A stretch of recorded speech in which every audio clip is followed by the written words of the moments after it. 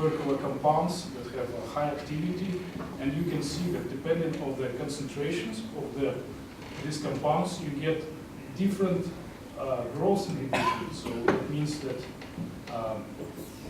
we have some antibiotic activity or growth inhibition activity in our assay.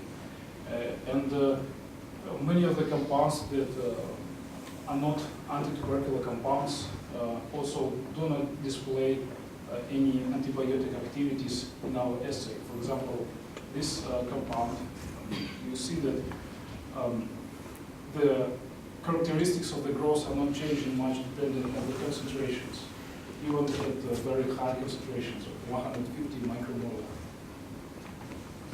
So in order to monitor the growth of amoeba in our assay, to estimate the cytotoxic properties or growth inhibition properties of our compounds, we use Dictyostelium discoidum with constant expression of GFP-APD.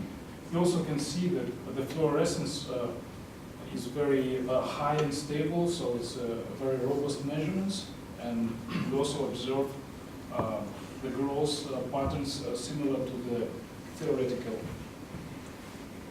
And here there are some examples of the cytotoxic and non-cytotoxic activities that we observe for the compounds. Ethambutol, a strong antitubercular compound, doesn't display any cytotoxic activities, and such compounds as nicotine, for example, have strong cytotoxic activities in our assay.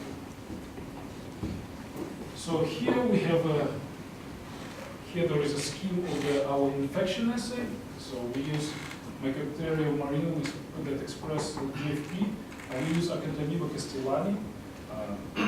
It's a very big and effective fungicide.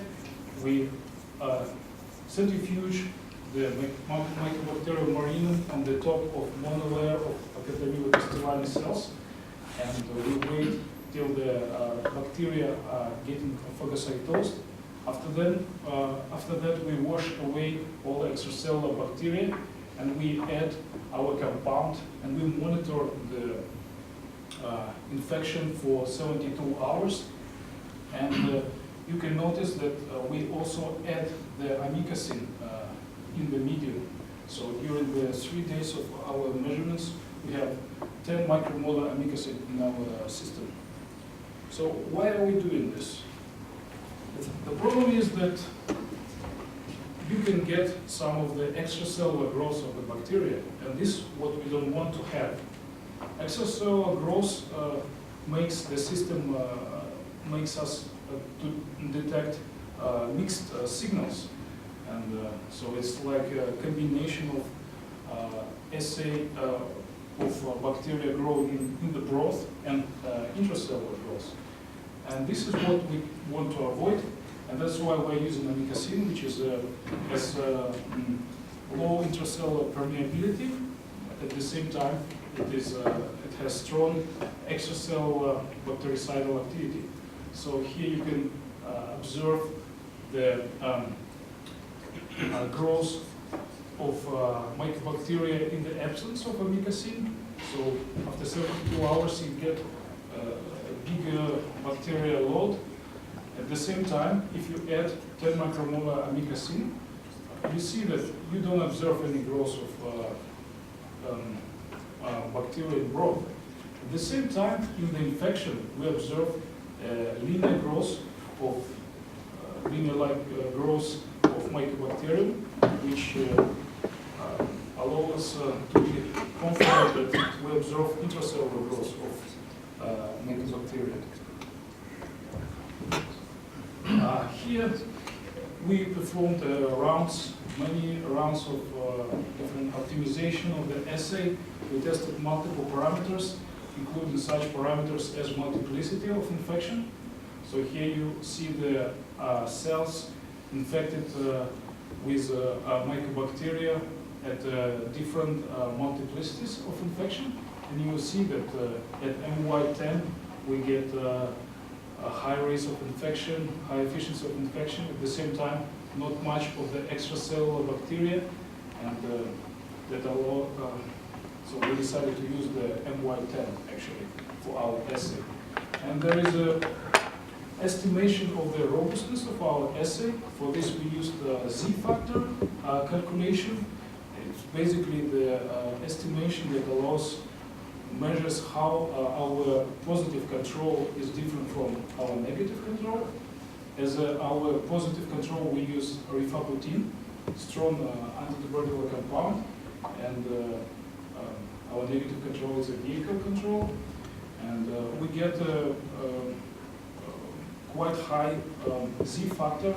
So this experiment is 0.74, which is considered to be very high for biological assays. So, for example, in biochemical assays, you can get something like 0.8. So this kind of values are quite good. So here, of course, we want to know whether we can detect the antitubercular activities. And for that, we need to validate our assay with known antitubercular compounds. As I already mentioned, we used rifabutin as our positive control.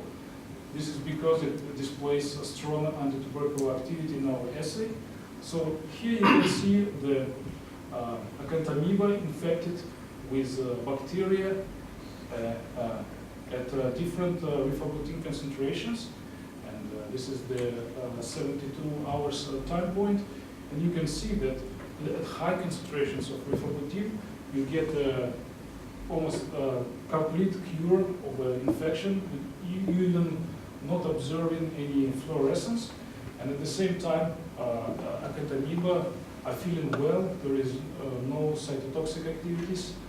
And at the low concentrations of rifabutin, you will get massive loads of bacteria and also some cytotoxic properties of the infection.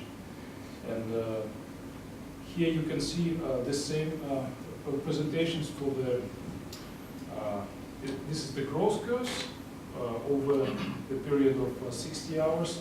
And you can see that at high concentrations, we actually get the decrease of the fluorescence, but it's not usually the case for majority of our measurements due to the relative stabilities of GFP reporters. And that's why we usually we cannot observe directly the bactericidal activity. For us, it's always a combination. We observe at the same time both bacteriostatic and bactericidal activity. And additional assays need to be established for distinguishing the exact bactericidal activities. For example, such assay involving short-lived fluorescent reporters. So this is the example of the antibiotics, the antitubercular compounds that we screened.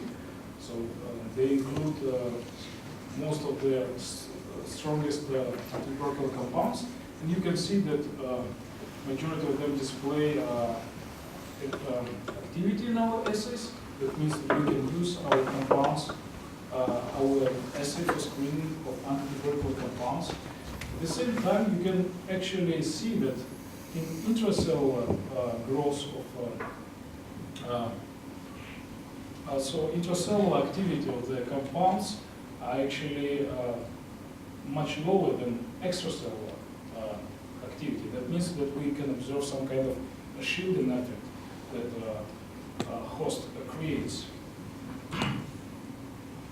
So I described to you our assay, our system that we established. And now I will switch to the chemical libraries and the results of their screening. So for our project, we took 3 libraries, including Synergia library, GlaxoSmithKline TB set, and Malaria Box library. And these libraries have different characteristics. For example, Synergia library is a pathway-oriented library that was established in Professor Scapozza lab, the pharmacy department of University of Geneva. It's a library that designed specifically for the joint project of several labs, including our lab, and strongly oriented on the host pathogen interactions. At the same time, we screened GSK library, and this is already a library of antibiotic hits. So this library was screened in the broth in Mycobacterium bovis BCG, and it's confirmed in Mycobacterium tuberculosis H37RV. And there is not much studies that are reported for now in vivo. That's why we are very interested in testing it in our in vivo system. And we also tested malaria box, which is a library of compounds with the anti-malarial activity. They are tested in Plasmodium falciparum. Also, it was being reported that so there was no cytotoxic activity of these compounds. So the compounds were tested for the cytotoxicity.